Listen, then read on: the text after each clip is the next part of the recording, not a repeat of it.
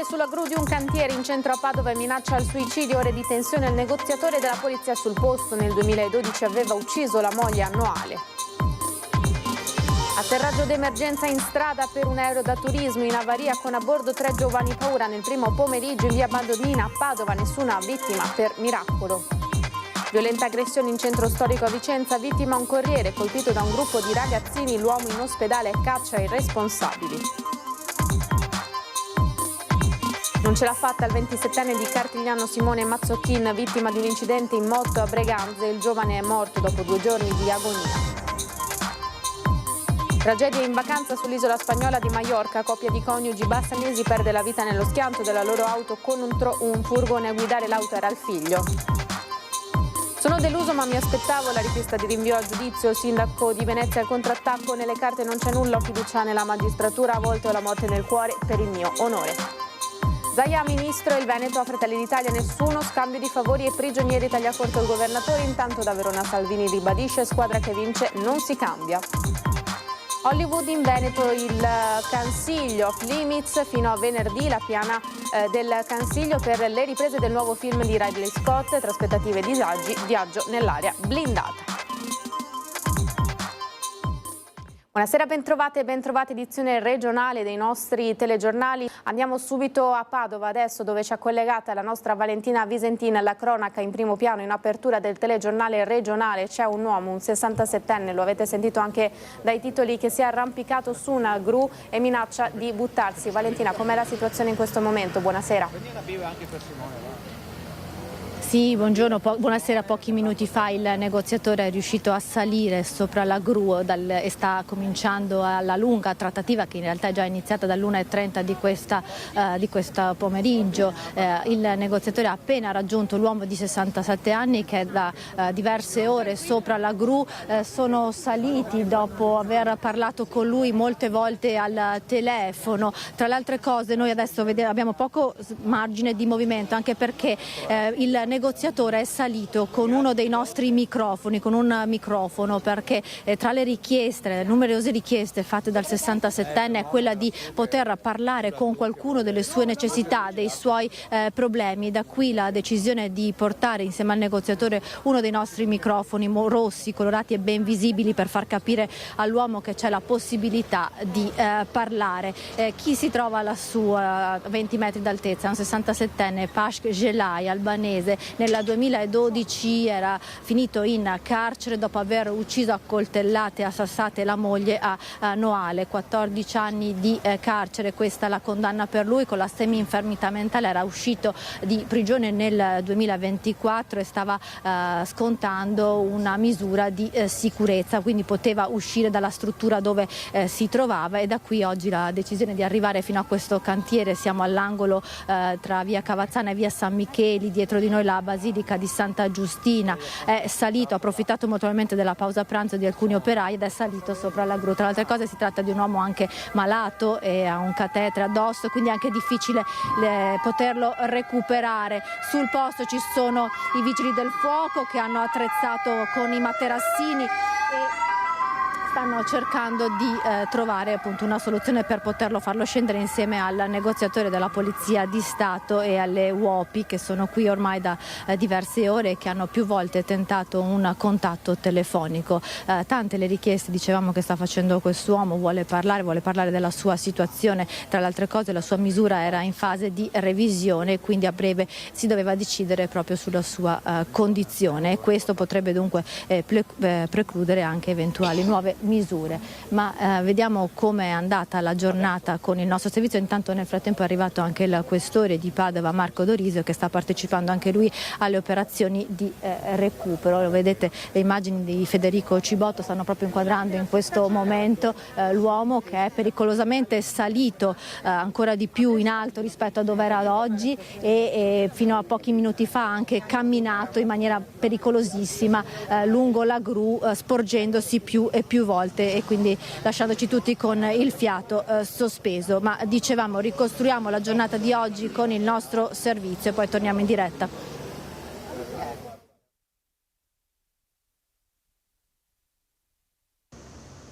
Ha approfittato del cantiere vuoto per la pausa pranzo, è entrato ed è salito diretto sopra la gru. Da qui ha chiamato il numero di emergenza della questura. Ha detto di volersi suicidare, seduto con le gambe a penzoloni a 20 metri d'altezza, con una corda bianca legata al collo e fissata ad una trave. Ore lunghissime nel cantiere all'angolo tra via Cavazzana e via San Micheli, dietro la Basilica di Santa Giustina, a pochi passi dal centro di Padova. Sul posto sono immediatamente arrivate le volanti della polizia, le UOPI, le unità di pronto intervento e il negoziatore. È proprio con lui che l'uomo è rimasto a lungo al telefono, voleva e chiedeva di essere ascoltato. Si tratta di Pasco Ghielai, un 67enne albanese condannato a 14 anni di carcere nel 2012 per aver ucciso la moglie Anè a coltellate e sassate. Il delitto era avvenuto a Noale. L'uomo ha tenuto tutti con il fiato sospeso, tanti curiosi che si sono fermati a guardare, compresi gli automobilisti che hanno rallentato il traffico su via Cavazzana. Numerosi i tentativi di farlo desistere. Non hanno avuto veri contatti. E nel frattempo il drone si è alzato per controllare le operazioni. Qui è arrivato anche l'avvocato Pardo che l'aveva seguito nell'indagine nella sua difesa, nell'accusa di omicidio. Vi faccio sentire cosa. Non penso che mi senta da qua. Quando lei è stato suo avvocato, com'era? Che tipo era? Ma no, guardi, era un tipo depresso. Logicamente per avere la semi-infermità mentale ho dovuto fare una battaglia, perché nella fase istruttoria, diciamo, il GIP non ne aveva concesso la perizia psichiatrica. Poi invece all'udienza preliminare siamo riusciti a ottenere un rito abbreviato condizionato alla perizia, alla consulenza tecnica d'ufficio, quindi in questo caso gli hanno riconosciuto la semi-infermità e quindi le aggravanti che le avevano contestate, il fatto che era la moglie, quindi la convivenza eccetera, con questa semi-infermità sono cadute le aggravanti e si è potuto fare col rito abbreviato una diminuzione di pena notevole, insomma, questa è. Lui ha avuto 14 anni? Ha avuto 14 anni, era una partita da 30. Da quant'è che era fuori? No, non lo so da quant'era fuori. Questo gli deve dire, sinceramente non lo so quant'era fuori. Era in una struttura protetta adesso? Sicuro, sicuramente, era una struttura protetta, ma non c'è un assistente sociale, qualcuno che del carcere che qua diciamo, ha più notizie di me da dargli, no? In questo momento da fornire, perché se l'hanno seguito loro, la dovevano seguire loro, no? Hai qualcuno che venga qua. Era solo per capire di più la personalità. Che persona era? Magari... Ma è una personalità depressa, perché lui era fissato che la moglie gli faceva le corna e quindi l'ha aspettata fuori dall'ospedale dove lei lavorava, questo mi ricordo, perché sono passati anche 13-14 anni da quando è stato il fatto proprio che. E lei ha ritenuto la perizia fosse indispensabile? Certo, abbiamo fatto un bello scontro anche quella volta col pubblico ministero che si opponeva, comunque insomma poi il giudice dell'udienza preliminare, il GUP diciamo, ha concesso la perizia e quindi è stato sottoposto a perizia psichiatrica. Potrebbero essersi aggravate la sua condizione anche mentale probabilmente. Dottoressa, io guardi, penso che se non l'hanno assistito in 12 anni vuol dire che se è ancora in questa condizione, che la cosa che lui cercava era disadattato perché aveva perso il lavoro e la moglie lavorava, lui non lavorava, capisce, era ancora in più in depressione. Ma non lo so, adesso sinceramente non mi ricordo, ma non era un lavoro di concetto, era avvocato, operaio. Lei lo seguiva, si è mai manifestato comportamenti simili? Ma no, era in depressione, ma era una persona buona, diciamo, non era una aggressiva, assolutamente. Infatti sta facendo del male a se stesso in questo momento, si capisce, no? In carcere una condizione mentale così precaria?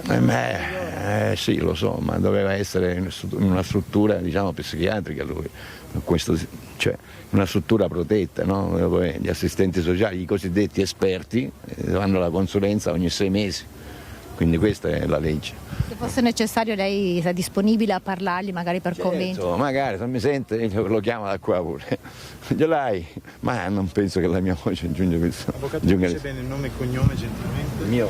E avete sentito, queste sono le parole dell'avvocato Pardo di Castelfranco Veneto, che all'epoca dei fatti aveva seguito la vicenda e aveva difeso Pasco Ghielai dal processo che lo vedeva appunto imputato per l'omicidio della moglie avvenuto nel 2012. 2012 a Noale. Intanto continuano le trattative, si sta muovendo ben poco in questo momento, l'uomo è ancora fermo in cima alla gru, stanno parlando con i negoziatori. Come vi dicevo, si è alzato anche il drone per monitorare le operazioni su quelle che sono le richieste molto contrastanti e anche vaghe che sta facendo l'uomo, perché come avete sentito si tratta di una personalità fragile e problematica. È intervenuto anche il questore di Padova, Marco Dorisio, che pochi minuti fa è arrivato qui sul posto a dirigere le operazioni. Vi facciamo sentire cosa ci ha detto. Abbiamo verificato, sono arrivate le volanti, abbiamo visto che in effetti c'è una persona ad altezza di circa 20 metri. Come in questi casi, anche da prassi, abbiamo fatto delle esercitazioni proprio recentemente, è scattato praticamente l'intervento del piano del negoziatore della Polizia di Stato, dove praticamente la finalità è di mettere innanzitutto in sicurezza l'area, di mettere in sicurezza anche, si tratta di un aspirante suicida, quindi con tutti questi teloni anticaduta, quindi preservare l'area e la zona, e il negoziatore della Questura, della Polizia di Stato, ha già iniziato l'interlocuzione con questa persona, la quale ha rappresentato di avere un po' dei trascorsi, insomma, anche di natura giudiziaria, si presenta un po' così confusa, per cui adesso, ripeto, il negoziatore sta proseguendo questa attività per cercare di convincerlo a scendere, ha avanzato anche altre richieste, sono qua anche al fine di valutare se può essere necessario farlo in ogni caso desistere, quindi scendere giù, e poi assolutamente, ripeto, a prescindere, valutare la sua situazione, la sua posizione per il più da farsi. Lui pone richieste, ripeto, allo Stato di problematiche sue, dove teme per un secondo momento eventuali conseguenze, però ripeto è tutto ancora nella fase di negoziazione, anche diciamo abbastanza confuso in queste sue richieste. Cerchiamo un attimo adesso lo stanno già tranquillizzando, di comprendere e quindi fare in modo che scenda da questa benedetta gru. La discesa è anche difficoltosa perché, lo dicevamo, l'uomo è provato da molte ore sulla gru e insomma, come vedete, l'operazione è molto lunga e delicata. Tra le richieste appunto era quella di poter parlare, proprio per questo ci è stato richiesto di dare un microfono, il nostro microfono, che il negoziatore in questo momento ha con sé su ad alta quota. Noi per il momento vi restituiamo la linea, ovviamente se ci sono novità, se nel caso la discesa fosse immediata, venisse in questi istanti, vi richiederemo la linea. Grazie Valentina, grazie ai colleghi di Padova. Continuiamo a mantenere una finestra aperta se dovessero esserci ulteriori aggiornamenti prima della fine del nostro telegiornale, aggiornamenti anche nelle edizioni di Venezia e di Treviso. Ma rimaniamo in città, a Padova, perché sono stati momenti di paura. Oggi pomeriggio un aereo da turismo di piccola dimensione è atterrato proprio in centro strada. Martedì 13 maggio lo ricorderanno per molti anni le 4 persone a bordo del Piper PA28 che è atterrato, se così si può dire, verso le 14 in via Madonnina a Padova. Nessuno è rimasto ferito, tutte illese le persone che erano sul velivolo, che per causa ancora da accertare ha eseguito una manovra d'atterraggio d'emergenza. Si tratta del pilota e di 3 studenti universitari, uno di origine yemenita e gli altri 2 di origine pakistana. Durante l'atterraggio l'aereo ha urtato alcuni cavi elettrici e colpito le chiome degli alberi nella zona verde del quartiere Paltana, senza causare fortunatamente danni a persone. Sul posto i vigili del fuoco della sede centrale di Padova, che hanno messo in sicurezza il mezzo, mentre il personale del SUEM ha prestato assistenza ai passeggeri e al pilota. Nessuno ha avuto bisogno di essere ricoverato in ospedale. Sul luogo dell'incidente presente anche la Polizia di Stato e il personale dell'ente portuale, che sta indagando per capire le cause dell'atterraggio d'emergenza.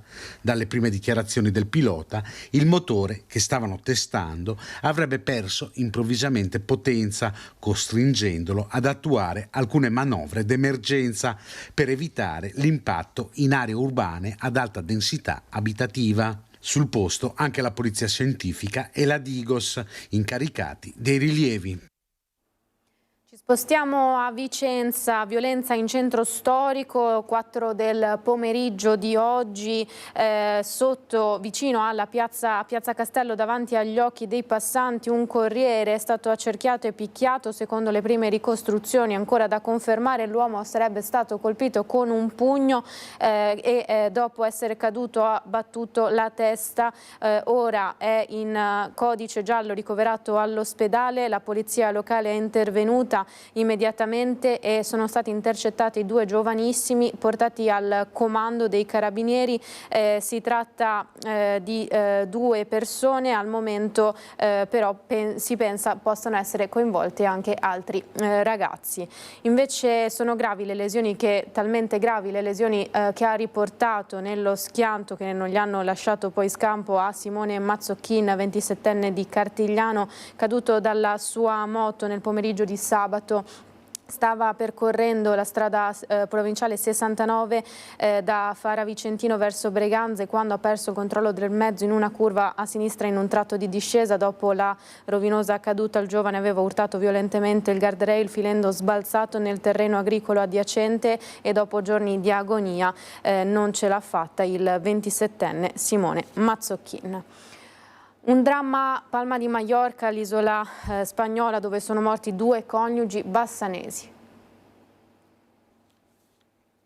I giorni di vacanze in famiglia sull'isola di Maiorca erano arrivati da poco Torino Lelio, 74 anni, con la moglie Ileana Onisto, 77 anni, e il figlio Tiziano di 46.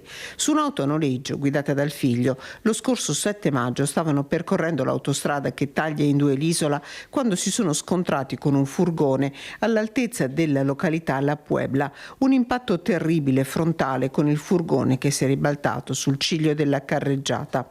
Gravissime le ferite per Ottorino Lelio, morto poche ore dopo in ospedale. Niente da fare neppure per Ileana Onisto, che non ha mai ripreso conoscenza ed è stata vegliata dal figlio per 2 giorni. Ricoverato e subito dimesso il figlio della coppia, che è stato raggiunto in Spagna da un familiare. Sull'incidente le autorità spagnole hanno aperto un'indagine condotta dalla polizia locale. Illeso il conducente del furgone, una persona del posto. Una notizia arrivata come un fulmine a ciel sereno poche ore fa nel Bassanese. Ottorino Lelio faceva parte di una famiglia di attori teatrali ed era nato a Forlì. Una passione, quella per il teatro, condivisa con i fratelli che hanno compagnia nel Bassanese e con la moglie con cui faceva parte della compagnia dell'Aquilone. La famiglia, dopo aver vissuto a Romano de Zelino, si era spostata a Loria, Cassole e adesso a Bassano, nel quartiere di Rondò Brenta. Un attore di grande talento, il ricordo di Roberto Popi Frison. Ne rimasi affascinato fin dalla prima volta che fu in occasione dell'inaugurazione del restauro della Torre Zelina qui a Romano. E rimasi colpito dalla sua presenza scenica, dalla sua capacità di interpretare quello che aveva imparato a memoria in quel momento, che erano le famose parole di Jacopo Vittorelli dedicate al fantasma di Ezzelino. Poi aveva questo sorriso che conquistava ed era una persona solare. Non è ancora nota la data del rientro in Italia delle salme dei 2 coniugi. Inchiesta Palude, siamo a Venezia, parla oggi il sindaco Brugnaro dopo la notizia del rinvio a giudizio. Sono deluso, ma me lo aspettavo, insomma, perché ci voleva tanto coraggio per dire effettivamente dopo anni di inchiesta non abbiamo trovato niente, perché di questo si tratta. Probabilmente si scaricherà sui magistrati la decisione, però insomma penso sarebbe giusto che poi alla fine qualcuno anche rispondesse poi se effettivamente non c'è niente, perché dalle carte non c'è niente. All'indomani della notizia presa dalla stampa della richiesta di rinvio a giudizio nell'inchiesta Palude, il sindaco Brugnaro è amareggiato ma determinato a difendersi. Abbiamo un unico accusatore, addirittura sta signora Bonsignori che lo sosteneva, ha ritrattato tutto e ha detto, io l'ho letto, dovete leggere proprio l'intera dichiarazione di questa qui che dice non è vero niente, ho detto il falso, ero innamorata di lui, l'ho lette l'altro giorno queste robe. Dico, la credibilità è sotto zero di questa persona, tutto si basa su quello che dice questa persona qua, che ha un interesse evidente di farsi pagare un progetto da 3 milioni. Io più di questo non so, perché non ho fatto davvero niente, questo è il punto. E come fai a giustificare? Cercherò di tenere tutto nell'ambito del processo, perché io sono fiducioso della magistratura, sono certissimo di questo. Semplicemente dico che che non lo auguro veramente a nessuno, non auguro a nessuno quello che è successo a me. Il sindaco, appoggiato come sempre dalla maggioranza, andrà avanti senza dare le dimissioni, come invece richiesto dalle opposizioni. So di avere il cuore limpido e pulito, so di aver fatto bene, continuo a fare il mio lavoro perché ho avuto un mandato importante dagli elettori, ho fatto delle promesse, voglio finire il lavoro che ho fatto, però devo dire che insomma in certi momenti è un po' la morte nel cuore perché per il mio onore ho fatto tutto. Sulla vicenda è intervenuto anche il presidente Zaia. L'opposizione ha chiesto le dimissioni anche per me, per il Mose, che non ero neanche inquisito, addirittura c'era scritto che ero elemento di disturbo per quelli che si comportavano male. Dico che la legge è chiara e quindi c'è una legge che regolamenta tutti i passaggi della vita amministrativa di una persona, anche se è inquisita o se è condannata. E dopodiché le decisioni che competono alla sfera personale e intima sono decisioni personali e intime nelle quali io non voglio entrarci. Regionali, Zaia ha parlato anche di questo al punto stampa al Palazzo Valbi questa mattina.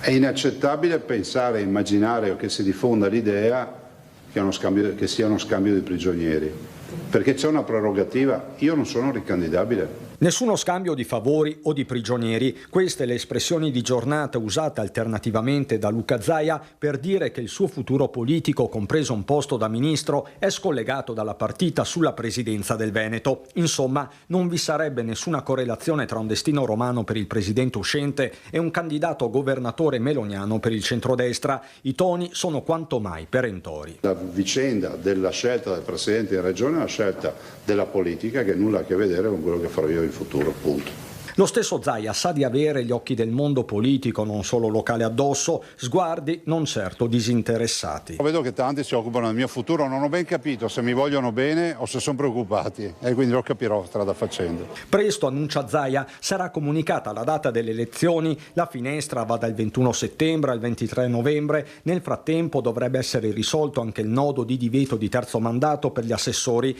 quasi in contemporanea da Verona, dove si trova per un convegno Matteo Salvini conferma che squadra che vince non si cambia, aggiungendo che il Veneto vota insieme a Marche, Campania, Puglia e Toscana e che quindi tutti i partiti della coalizione potranno esprimere le loro potenzialità. Parole che lasciano aperti vari scenari, così come nel centrosinistra, dove continua il totonomi, da ultimo l'ex sindaco di Treviso Giovanni Manildo, rappresentante del Partito Democratico, ma dal profilo civico, che nel 2013 vinse contro un simbolo della Lega come Giancarlo Gentilini. Per tutti il tempo delle scelte sembra ancora lontano.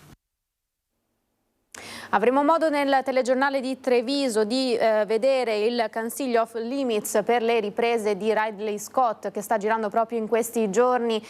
Uno sguardo velocissimo a Padova in questo momento, dove ancora vediamo in bassa diffusione in questo momento ancora le immagini dell'uomo del 67enne che eccola Valentina, che è ancora collegata con noi. Se riusciamo a vedere un frame della gru, se ci aiuta Federico Cibotto, ecco, l'uomo è ancora lì. Noi ovviamente continueremo a darvi aggiornamenti nel telegiornale di Venezia che inizia tra poco e nel TG di Treviso. Qualsiasi aggiornamento noi saremo in diretta a testimoniarlo. Chiudiamo così allora il nostro telegiornale regionale. Grazie per essere stati in nostra compagnia. Dopo di noi ovviamente il meteo, il telegiornale di Venezia con gli aggiornamenti. Grazie per averci seguito, una buona serata, arrivederci.